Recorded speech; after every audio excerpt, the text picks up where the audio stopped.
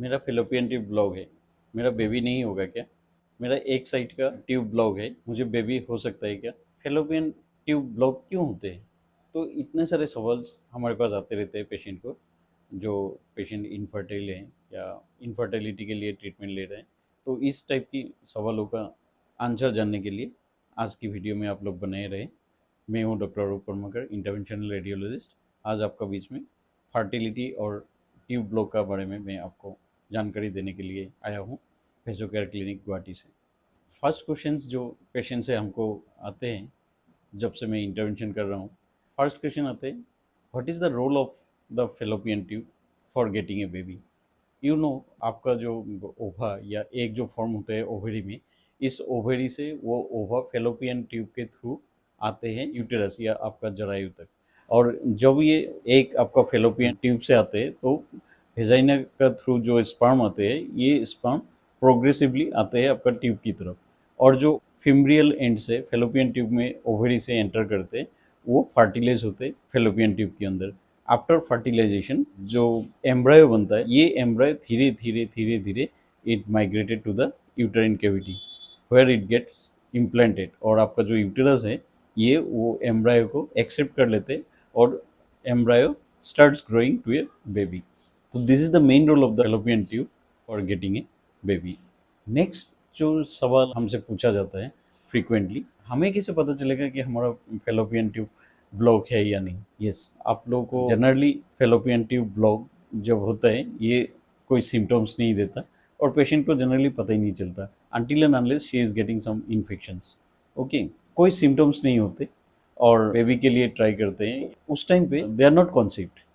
That time they go for the investigations or to the doctors, and where the tests are done and it is come to know that she might have fallopian tube block. तो जब ये fallopian tube block रहता है, आपका जो egg या ओवा release करते हैं ओवेरी से, वो ओवा आपका फेलोपियन ट्यूब में फिम्ब्रियल एंड, जो डिस्टल एंड होती है फिम्ब्रियल एंड, उस एंड से ट्यूब के अंदर या यूटेरस तक नहीं पहुंच सकता और तब जाके आपका बेबी फॉर्म होना या एम्ब्रायो फॉर्म होना मुश्किल हो जाती है। नेक्स्ट क्वेश्चन सबसे पूछा जाता है, और दूसरा जो सिम्टम्स होते हैं, if she is having some infections होने से पेशेंट का ट्यूबल ब्लॉक होने का जो चांसेस रहता है, वो पहले ही पेशेंट को सिम्टोमेटिकली डॉक्टर्स के पास आने के बाद पता चलती है। और जो इन्फेक्शंस होते हैं, जैसे हमारा इंडिया है, इंडिया में सबसे बड़ा कॉमन जो इन्फेक्शन है वो है ट्यूबरक्लोसिस। जो ट्यूबरक्लोसिस में फेलोपियन ट्यूब ब्लॉक हो सकती है। वेस्टर्न वर्ल्ड में जनरली ये sexually transmitted disease like gonorrhoea, chlamydia, ये सब का वजह से ट्यूबल ब्लॉक होती है। नेक्स्ट क्वेश्चन आता है, विदाउट सिम्टम्स भी ट्यूब ब्लॉक हो सकते हैं, तो उसको हमको कैसे पता चलेगा? क्या करने से वो पता चलेगा कि हमारा ट्यूबल ब्लॉक है? इसका जो सेंसिटिव टेस्ट है वो है हिस्टियोसाल्पिंजोग्राम, जो HHG बोलते हैं। HHG में डे केयर प्रोसीजर होता है और अंदर पे यूटेरस के अंदर वेजाइना वाली रूट से उस डाई या कॉन्ट्रास्ट मीडियम उसमें पुश किया जाता है और वो कॉन्ट्रास्ट मीडियम से आपका एक्सरे या एंजियो स्वीट में जब हम लोग उसको स्कैन करते हैं या फोटो लेते हैं, उस फोटो में आपको दिखाई देगा कि यूटेरस का ट्यूब ब्लॉक है और खुली हुई है।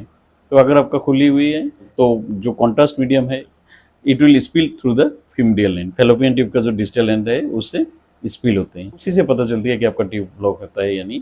और एक जो टेस्ट होती है वो है सोनोसाल्पिंजोग्राम। जैसे एक साल्पिंजोग्राम सेम टाइप का डाई पुश करके या वाटर पुश करके हम लोग uterine cavity and tubal conditions को अल्ट्रासाउंड में हम लोग देख सकते हैं। लेकिन सबसे ज़्यादा जो गोल्ड स्टैंडर्ड है वो है HHG, जिसके बारे में मैंने जिक्र किया। उसी से हम लोगों को पता चलता है कि ट्यूबल ब्लॉक इज देयर और नॉट। तीसरी और एक है लेपारोस्कोपी के लिए also you can come to know that your tubal block is not, but this is slightly invasive. Laparoscopy से आपको ट्यूबल कंडीशंस एंड अगर इन्फ्लेम्ड है या हाइड्रोसल्फिंग्स है, जो भी है, वो आपको लेपारोस्कोपी से भी हो सकती है, but it is invasive. The most gold standard और the most common test see the tubal block is the HHG। Patient पूछते हैं, अगर मेरा एक साइड का ट्यूब ब्लॉक है और एक साइड का खुली हुई है, तो क्या मुझे बेबी हो सकती है? यस, उस टाइम पे हम लोग देखते हैं आपका जो खुली हुई ट्यूब है उसका कंडीशन क्या है। अगर एक साइड का आपका ट्यूब ब्लॉक है, उस साइड में आपका कोई इन्फेक्शंस हो सकती हैं। अगर इन्फेक्शंस एक साइड में है तो जाहिर है कि दूसरा साइड पे भी इन्फेक्शंस हो सकती है। दूसरा साइड का खुली हुई होने से भी उसका ट्यूबल कितना डैमेज है उसको हम लोग असेस करना बहुत ज़रूरी है।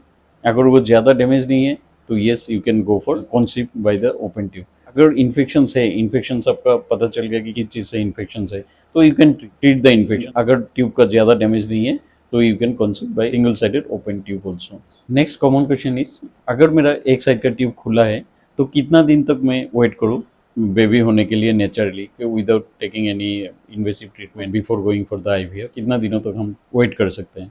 देखिए, अगर आपका एक साइड का ट्यूब खुली हुई है और वो ट्यूब में कोई डिफेक्ट नहीं है या कोई डैमेज नहीं है, we advise up to 6 month you can try for the baby. अगर 6 मंथ तक आप कंसीव ना करें तो then you can take the further action for your baby. और इसमें भी और एक चीज़ ध्यान में रखना है, इफ आपका एज कितना है, एज अगर 35 का ऊपर है, गुड एक प्रोडक्शन जो होती है आपका वो कम होने का चांसेस रहती है। तो आफ्टर 35 होने से, और अगर आपका ट्यूबवेल डैमेज है, आपको जांच में पता चला कि फीमेल एंड में कुछ हेयर्स टाइप के रहते हैं जिससे माइग्रेट करता है ट्यूब के अंदर, ये सब में कोई डैमेज है, यू मे नॉट वेट और you can directly go for the IVF and the other treatment.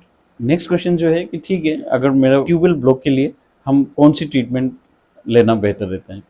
देखिए, ट्यूबवेल ब्लॉक के लिए ट्रीटमेंट जो है एक मेडिसिन का हो सकती है। आप मेडिसिन से भी ट्रीटमेंट कर सकते हो, यूट्राइन ट्यूब रिकैनालाइजेशन इंटरवेंशन कर सकते हो, आप लेपारोस्कोपी के लिए कैनुलेशन कर सकते हो, और you can go for the IVF. IVF के लिए आप जा सकते हैं। मेडिसिनल ट्रीटमेंट आप कौन से केसेस में जाएंगे? जैसे मैंने पहले बताया कि हमारा इंडिया में टीबी या वेस्टर्न कंट्रीज़ में अदर सेक्सुअली ट्रांसमिटेड डिजीज़ है, ये सब का वजह से इनफर्टिलिटी या आपका ट्यूबवेल ब्लॉक हो सकती है। तो specific to the infections you can go for the medicinal treatment, and if it is successfully treated with the medicines, after that you can have a child naturally. Second is the, if you are having the tubal block, particularly if in the corneal side that is more successful, you can go for the uterine tube or the fallopian tube recanalization by the intervention। ये हम लोग कैसे करते हैं? एक interventional radiologist के पास जाइए, एक interventional radiologist can open the tube through the guide wire and catheter. It's just like a angiography जैसे आप लोग करते हो, या आपको पता होगा जैसे हार्ट या कोई बॉडी का दूसरी पार्ट्स में अगर कोई आर्टर या वास्कुलर ब्लॉक है तो हम लोग कैथेटर ऑफ गाइड वायर से जाके उसको ओपन कर सकते हैं, या उसमें लूनिंग करके एंजियोप्लास्टी या स्टेंट डालते हैं। See it is the same process, हम लोग कैथेटर और गाइड वायर यूज़ करके आपका ब्लॉक्ड ट्यूब को रीओपन कर सकते हैं, जिसको हम लोग रिकैनालाइजेशन ऑफ यूट्राइन ट्यूब बोलते हैं। और इसमें सबसे ज़्यादा जो फ़ायदा है, it is a minimally invasive technique, day care, patient को कोई हॉस्पिटल में एडमिशन लेने का ज़रूरत नहीं है, and it is comparatively cheaper than the other surgical procedures, and there is no use of general anaesthesia and all, and the same day patient can be discharge from the hospital. जो laparoscopy के लिए cannulation होता है उसके लिए patient hospital में admit करना जरूरी होती है, और पेशेंट को जनरल एनेस्थीसिया का ज़रूरत पड़ सकती है। जो इंटरवेंशन द्वारा किया गया ट्रीटमेंट में, प्रोसीडियर में इसका ज़रूरत नहीं है। And fourth option is the IVF. IVF एक ऐसा प्रोसीडियर है, जैसे मैंने आपको शुरुआत में ही बताया था, ओवा या एग जो होते हैं ओवरी से रिलीज होने के बाद ये यूट्राइन ट्यूब में आता है, और वेजाइना के थ्रू जो स्पर्म होते हैं ये एम्ब्रायो फॉर्म करता है ट्यूब के अंदर। तो ये जो प्रोसीडियर है up to the formation of the embryo, ये लेबोरेटरी में किया जाता है। After that embryo is formed in the laboratory, that embryo is implanted in the uterus, which is growing in the uterus of ladies. So this procedure is called IVF. अगर आपको even the uterine tube recanalization is not success or any other option, like आपका दोनों side का tube में हाइड्रोसल्फिंग्स है, तो हाइड्रोसल्फिंग्स में complete में डैमेज ट्यूब्स रहते हैं, इस डैमेज ट्यूब का वजह से हाइड्रोसल्फिंग्स में IVF करना पड़ सकती है। तो IVF is the next option, and if you are having the hydrosulfings in the fallopian tube, then before going for the IVF you should go for the laparoscopic clipping or the tubectomy before the IVF. Otherwise the infectious materials or the infections from the hydrosulfings tube, it may come to the uterus, which may cause harm to the embryo or the baby in the uterus. Next जो common questions, or finally all the patients are asking which is the best treatment for the fallopian tube block. That is I am calling it, वही मैं बता रहा हूँ कि actually the treatment, best treatment is the specific to the cause. अगर आपको infection है तो इन्फेक्शंस को ट्रीट करना है। अगर जैसे मान लीजिए आपका एज ज़्यादा है या किसी वजह से आपका ओवा जो आती है it is not up to the mark, then you can go for the IOI, These are the actually the specific to the cause of the disease. Last में मैं आपको सजेस्ट करूंगा कि you can share this videos to all the needy ladies can be help by this video. Thank you. Stay safe, stay well. नमस्कार. जय हिंद.